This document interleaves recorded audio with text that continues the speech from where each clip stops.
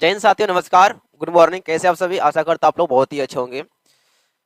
तो साथियों, आज जो है ना हम लोग का होगा संस्कृत का चैप्टर 2 होगा, जिसका नाम है पाटलिपुत्रम, है ना।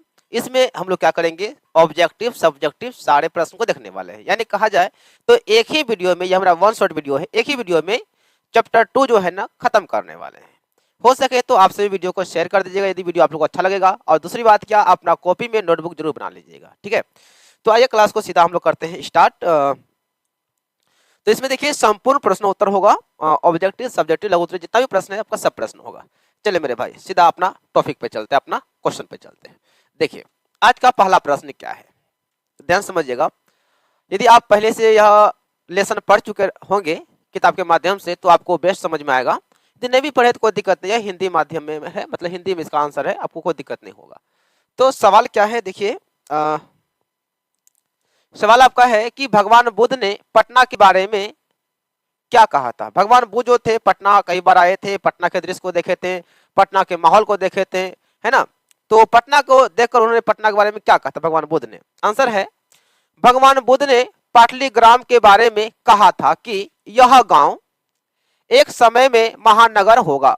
भगवान बुद्ध ने क्या कहा था, ये पाटलीग्राम जो है, पहले पटना को पाटलीग्राम कहा जाता था, एक छोटा सा गांव था। तो उनके दृश्य को देखकर, वहां के लोगों के रहन सहन को देखकर, तो भगवान बुद्ध ने क्या कहा कि पाटलीग्राम जो है एक दिन जो है एक बहुत बड़ा क्या होगा, महानगर होगा, एक बड़ा नगर होगा। जैसा कि आप लोग जानते हैं पटना भी सबसे बड़ा नगर है, बिहार का सबसे बड़ा नगर कौन है, पटना ही है, आप लोग जानते हैं। भगवान बुद्ध ने जो कहा था वह बात सत्य हो गया। किंतु महानगर तो होगा, किंतु परस्पर मतलब आपस में लड़ाई आग और बाढ़ के भय से सदैव पीड़ित रहेगा। भगवान बुद्ध ने क्या कहा था, पटना पाटलीग्राम जो है एक दिन बड़ा महानगर के रूप में विकसित होकर आएगा, लेकिन आपस में यहाँ के लोग आपस में कलह करते रहेंगे, झगड़ा होते रहेगा, बाढ़ पानी से हमेशा यह प्रभावित होते रहेगा। समय बीतने के बाद भगवान बुद्ध का बात सत्य हो गया। जैसे जैसे समय बीता तो भगवान बुद्ध ने जो कहा था कि पाटलीग्राम जो है एक बड़ा महानगर के रूप में होगा, बड़ा एक सिटी बनेगा, शहर बनेगा, जो कि अभी पटना विकसित हो चुका है ना। पाटलीग्राम ही पटना के नाम से प्रसिद्ध हुआ है। अभी जो है ना पटना जो प्रसिद्ध है, इसका नाम पहले क्या था, पाटलीग्राम था। तो भगवान बुद्ध ने जो कहा था वह बात क्या हो गया, सत्य हो गया। चलिए नेक्स्ट सवाल में चलते हैं। सवाल नंबर आपका 2 है कि लेखक पाटलिपुत्र वैभवम पाठ में हमें क्या संदेश देना चाहते हैं। यानी कि पाटलीग्राम पाठ के जो लेखक हैं उन्होंने इस पाठ के माध्यम से हमें क्या संदेश देना चाहते हैं, इस पाठ से हमें क्या शिक्षा मिलती है। आंसर है कि लेखक पाटलिपुत्र वैभवम पाठ के माध्यम से यह संदेश देना चाहते हैं कि पटना एक महानगर था।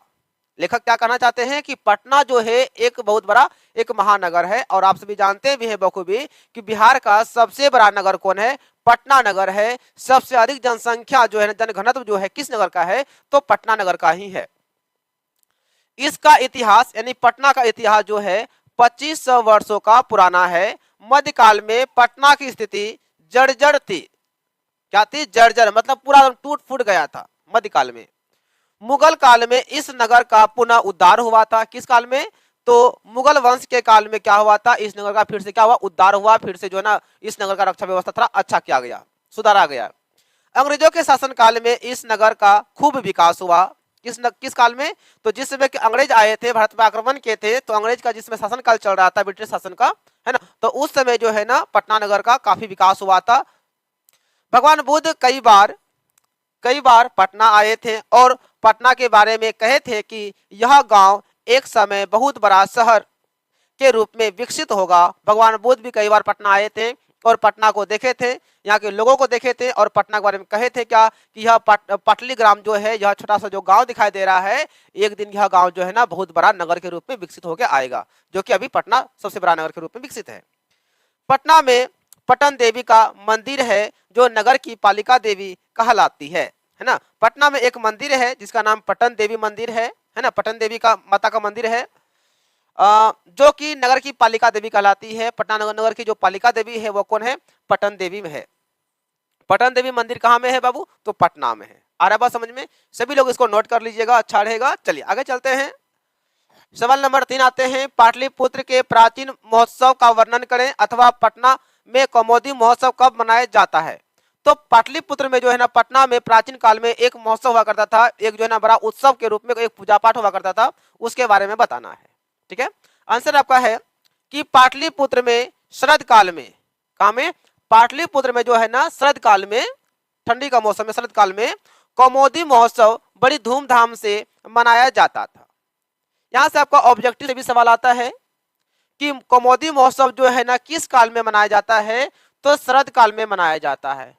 ठीक है ना, तो पाटलिपुत्र में शरद काल में कौमुदी महोत्सव बड़ी ही धूमधाम से मनाया जाता था। यह महोत्सव दुर्गा पूजा के समान भव्य से मनाया जाता था। आपका यह कौमुदी महोत्सव जो है वह दुर्गा पूजा के जैसा ही एक भव्य क्या था, समारोह हुआ करता था। जिस प्रकार से हम लोग दुर्गा पूजा करते हैं, 9 दिन तक नवरात्रि करते हैं, है ना, 10वीं के दिन भव्य समारोह उसका होता है, माता का मूर्ति का पूजन होता है, उसी प्रकार से शरद ऋतु में जो है ना एक बड़ा कौमुदी महोत्सव हुआ करता था। सभी नगरवासी यानी पटना के जितने नगरवासी हैं आनंद मग्न हो जाते थे। इस समारोह का विशेष प्रचलन गुप्त वंश के शासन काल में था। यानी कि आपका यह जो है कौमुदी महोत्सव जो है कब मनाया जाता था, तो गुप्त वंश जो आए थे, गुप्त वंश जो राज कर रहे थे, तो गुप्त वंश के शासन काल में ही आपका कौमुदी महोत्सव शरद काल में मनाया जाता था। चलिए बच्चों, सवाल आते हैं चार क्या है आपका कि पाटलिपुत्र वैभवम पाठ का 5 वाक्यों में परिचय दें। यह जो पाठ है पाटलिपुत्र जो वैभवम पाठ जो है, इस पाठ के बारे में 5 वाक्य में बताना है। अथवा प्रश्न आपका इसे भी पूछा गया है कि पाटलिपुत्र को शिक्षा का प्राचीन केंद्र क्यों माना जाता है। आंसर है पाटलिपुत्र एक महानगर है, यह बिहार की राजधानी है। आप सभी जानते हैं पटना जो है बिहार की राजधानी है। ठीक है, इसका इतिहास यानी पटना का इतिहास जो है 2500 वर्षों का पुराना है। प्यारे बच्चों, आपका ऑब्जेक्टिव में भी सवाल आता है कि पटना का इतिहास कितना पुराना है, तो बताना है गुरुजी 2500 वर्षों का पुराना है। राइट। राजशेखर रचित काव्य मीमांसा से जानकारी मिलती है कि पाटलिपुत्र शिक्षा का एक प्राचीन केंद्र था। तो काव्य मीमांसा एक लेख था। इस लेख के जो रचनाकार थे कौन थे, राजशेखर थे। राजशेखर ने अपने काव्य मीमांसा रचना में बताए थे कि एक समय जो पटना जो था क्या था, वह शिक्षा का क्या था, एक प्राचीन केंद्र था।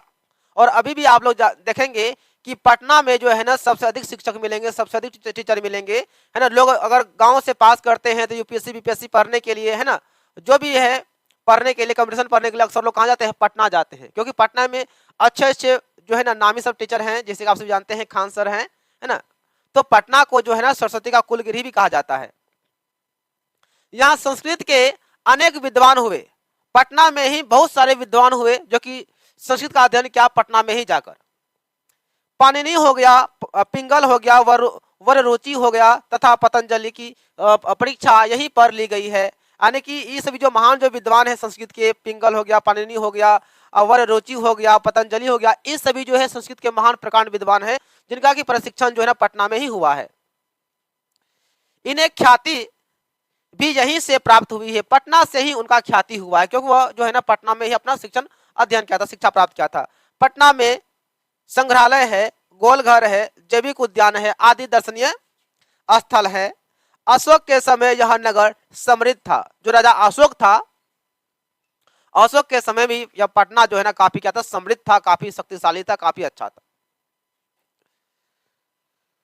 चलिए सवाल आते हैं 5 में क्या है आपका कि पटना के मुख्य दर्शनीय स्थलों का उल्लेख करें अथवा वर्तमान में पटना के वैभव का वर्णन अपने शब्दों में करें। यानी पटना में जो दर्शनीय स्थल है, जो देखने योग्य है, उनके बारे में बताना है, या वर्तमान में जो भव्य समारोह पटना जो प्रसिद्ध अभी है, जो लोग पटना जाते हैं, उसका विशेष वजह क्या है, उनके बारे में बताना है। आंसर है पटना बिहार की राजधानी है। इसका इतिहास 2500 वर्षों का पुराना है। इस नगर का दिन प्रतिदिन विस्तार होता जा रहा है। पटना का विस्तार दिन प्रतिदिन होता जा रहा है। यह नगर गंगा के तट पर बसा हुआ है। संग्रहालय, सचिवालय, गोलघर, तारामंडल, जैविक उद्यान, मौर्यकालीन अवशेष, महावीर मंदिर आदि यह दर्शनीय स्थल हैं। सिख संप्रदाय के 10वें गुरु गोविंद सिंह जी का जन्म स्थल गुरुद्वारा के नाम से भी पटना प्रसिद्ध है। ये सभी क्या है, पटना के दर्शनीय स्थल है। आपसे क्वेश्चन पूछ ले कि बताइए कि संग्रहालय कहाँ में है, तो पटना में है। सचिवालय कहाँ में है, पटना में है। गोलघर कहाँ में है, पटना में है। तारामंडल कहाँ में है, पटना में। जैविक उद्यान कहाँ में है, पटना में है। अरे बस समझ में। चलिए सवाल आते हैं आपका 6 है कि राजशेखर ने पटना के संबंध में क्या लिखा है, अथवा राजशेखर ने पटना का उल्लेख किस रूप में किया है। आंसर है, कवि राजशेखर ने अपनी रचना काव्य मीमांसा में लिखा है, पटना में बड़े बड़े कवि, व्याकरण, भाष्यकार प्रशिक्षित हुए हैं, जिन्होंने कहा है कि बहुत समय तक पाटलिपुत्र की प्राचीन सरस्वती परंपरा स्थित रही है। इन्होंने क्या कहा था कि यहाँ पर जो है ना पटना में बहुत बड़े बड़े विद्वान हुए हैं, और पटना को जो है ना क्या कहा जाता है, पटना को सरस्वती का परंपरा कहा जाता है, अर्थात सरस्वती का कुलगिरी किसे कहा जाता है, पटना को कहा जाता है। पटना काफी प्रसिद्ध नगर है। सवाल नेक्स्ट आते हैं। चलिए प्यारे बच्चों, इसमें कितना क्वेश्चन था आपका, 6 क्वेश्चन था, और 6 में से ही आपका 1-2 क्वेश्चन आएगा, इससे बाहर क्वेश्चन आपका नहीं आएगा, ठीक है ना। चलिए अब थोड़ा इसका जान लेते हैं ऑब्जेक्टिव। और देखिए पार्ट 1 जो है ना हम वीडियो अपलोड कर दिए हैं, मंगलम पार्ट का क्वेश्चन आंसर, तो आप लोग से देख लीजिएगा, ठीक है ना। चलिए पहला ऑब्जेक्टिव है, इसमें आपको ऑप्शन हम नहीं दिए हैं ना, जब आपको लाइव में पढ़ाएंगे तो उसमें आप लोग को ऑप्शन देंगे, ताकि आप लोग ऑप्शन ABC चुनिएगा, ठीक है ना। चलिए तो बिहार की राजधानी कहाँ है, तो पटना है। पटना का इतिहास कितना पुराना है, तो 2500 वर्षों का पुराना है। विदेशी यात्रा कौन कौन थे, यात्रा नहीं यात्री, विदेशी यात्री कौन कौन थे, मेगास्त्री विदेशी थे, फायान थे, ह्वेनसांग थे और इति सिंह थे। ये सभी क्या थे, विदेशी यात्री थे। ये सभी जो है ना संस्कृत की शिक्षा ग्रहण करने के लिए पटना नगर आए थे। अगला है पाटलिपुत्र पाठ में किसके वैभव का वर्णन किया गया है। पाटलिपुत्र में जो है ना पटना का वैभव का वर्णन किया गया है। पाटलिपुत्र किस नदी के किनारे बसा हुआ है। पाटलिपुत्र जो है गंगा नदी के किनारे बसा हुआ एक विचित्र नगर है। सवाल 6 आते हैं, पाटलिपुत्र कैसा नगर है। पाटलिपुत्र जो है ना एक विचित्र नगर है, जो कि गंगा के तट पर बसा हुआ नगर है। कूटनीति के रचनाकार कौन है, तो दामोदर गुप्त जी हैं। कूटनीति एक काव्य है, इसकी रचना किसने किया था, दामोदर गुप्त ने किया था। पटना को सरस्वती का कुलगिरी किसने कहा था, तो दामोदर गुप्त ने कहा था।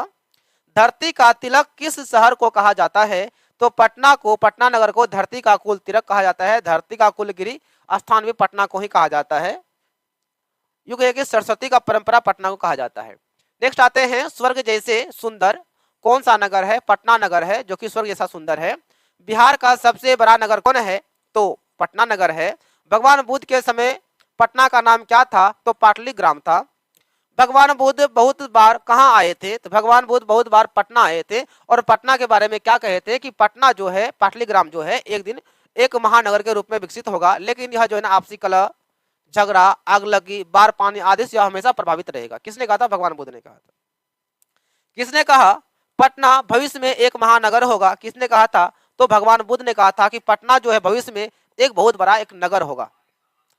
अगला आते हैं कि पटन शब्द है ना, पटन शब्द किस शब्द से बना है, तो पत्तन शब्द से बना है। गुरु गोविंद सिंह किस धर्म के गुरु थे, तो गुरु गोविंद सिंह जो है ना सिख धर्म के गुरु थे। सिखों के 10वें गुरु कौन थे, तो सिखों के 10वें गुरु प्यारे बच्चों गुरु गोविंद सिंह थे। अगला आते हैं, गुरु गोविंद सिंह का जन्म स्थल कहाँ है, तो पटना है।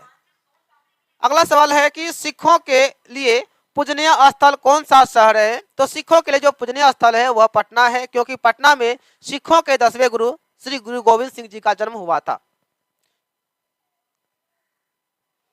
सवाल नेक्स्ट आते हैं कि पटना में गंगा नदी पर कौन सेतु है। सेतु मतलब पुल होता है, तो महात्मा गांधी सेतु, गांधी सेतु है।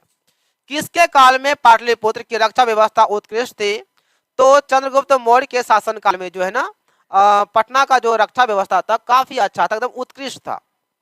नेक्स्ट चलते हैं, यूनान का राजदूत कौन था, तो मेगास्नी जो थे ये यूनान के राजदूत थे।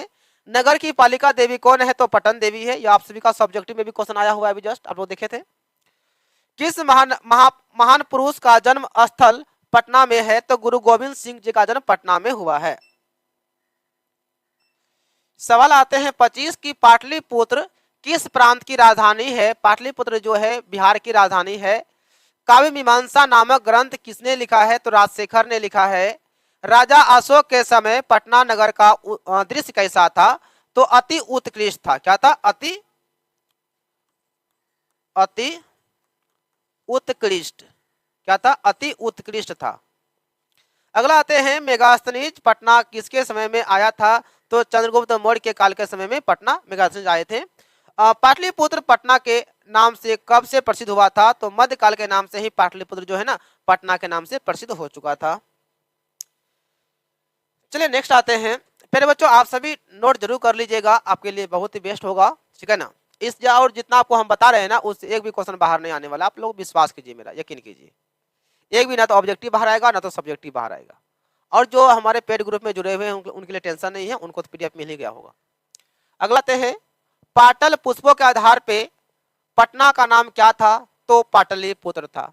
दुर्गा पूजा समारोह जैसा ही शरद काल में पटना में कौन सा महोत्सव हुआ करता था? होता था, है ना। तो कौन होता था? कौमुदी महोत्सव। कौमुदी महोत्सव किसके शासनकाल में प्रचलित था? तो गुप्त वंश के शासनकाल में कौमुदी महोत्सव प्रचलित था। किसके समय में पटना का उद्धार हुआ था? तो मुगल वंश के काल में पटना का उद्धार हुआ था। अगला आते हैं किसके शासन काल में पटना का समुचित विकास हुआ था? तो अंग्रेजों के समय में पटना का समुचित विकास हुआ था। अंग्रेजों ने क्या किया था? अपना वस्तु ढोने के लिए, अपना माल को भारत से अपना ब्रिटेन ले जाने के लिए उन्होंने पटना का क्या था? उद्धार किया था, पटना को विकसित किया था। टूटा फूटा जो शहर था उनको वो बनवाया था। पटना के उत्तर दिशा में कौन सी नदी प्रवाहित होती है? तो पटना के उत्तर में जो है ना गंगा नदी प्रवाहित होती है। एशिया महादेश का सबसे बड़ा सेतु यानी पुल कौन सा है? तो गांधी सेतु है। एशिया का सबसे बड़ा जो सेतु है, जो पुल है, वह महात्मा गांधी सेतु पुल है, जो कि पटना में है। सवाल आते हैं नेक्स्ट की संग्रहालय कहाँ पर है? तो पटना में है। उच्च न्यायालय कहाँ में है? पटना में। उच्च न्यायालय मतलब होता है हाई कोर्ट, नहीं बोलते हाई कोर्ट पटना दिखा देंगे, वही है। तो उच्च न्यायालय का मतलब होता है हाई कोर्ट। हाई कोर्ट कहाँ में है? पटना में है। तारामंडल कहाँ है? पटना में है। संजय गांधी जैविक उद्यान कहाँ में है? तो पटना में है। अगला सवाल है कि सचिवालय कहाँ में है? तो भी पटना में है। महावीर मंदिर कहाँ में है बाबू? तो पटना में है। काल चक्र के कारण कितने वर्ष तक मध्यकाल में पटना की स्थिति जर्जर रही थी? तो 1000 वर्ष तक जो है ना पटना का जो स्थिति है वह बिल्कुल तहस नहस रहा था। सरस्वती का कुल गृह कौन सा नगर है? तो पटना है। पटना नगर को जो है ना सरस्वती का कुल गृह भी कहा जाता है। चलिए प्यारे बच्चों, यहाँ से जो है ना हमारा लेसन यह समाप्त होता है। ऑब्जेक्टिव टोटल जो है ना 44 क्वेश्चन था, सब्जेक्टिव में 6 क्वेश्चन था, जो कि आपको बहुत ही अच्छी तरीके से करा दिए हैं। आशा करते हैं आप सभी को वीडियो पसंद आया होगा। तो यदि वीडियो अच्छा लगा होगा तो वीडियो को लाइक शेयर जरूर कर दीजिएगा। और आप लोग कमेंट में कीजिएगा कौन कौन लोग जो है ना अपना नोट्स बनाते हैं इस वीडियो को देखकर, ठीक है ना। तब तक मिलते हैं हम लोग कल पार्ट 3 में। जय हिंद, सभी को बेस्ट ऑफ लक।